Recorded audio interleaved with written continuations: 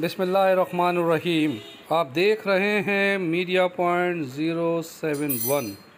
इस वक्त मैं मौजूद हूँ फुआरा चौक पर। यहाँ पर पीपल्स पार्टी से ताल्लुक़ रखने वाले लोगों की एक बड़ी तादाद मौजूद है, जो कि मस्जिद नबवी में होने वाले वाक़े के ख़िलाफ़ मजम्मत कर रही है, नारे लगा रही है। आइए हम इनसे पूछते हैं वो क्यों जमा हैं और क्या चाहते हैं।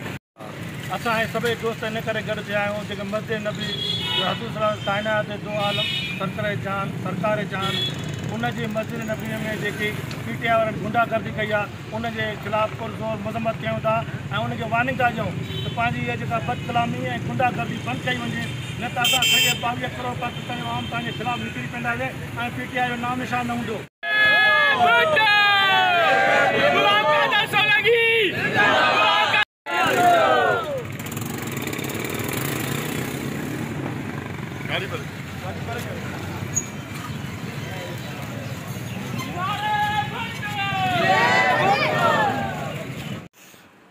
जिन दोस्तों ने अभी तक चैनल को सब्सक्राइब लाइक नहीं किया है वो कर लें। Parvez Khan, media point 071।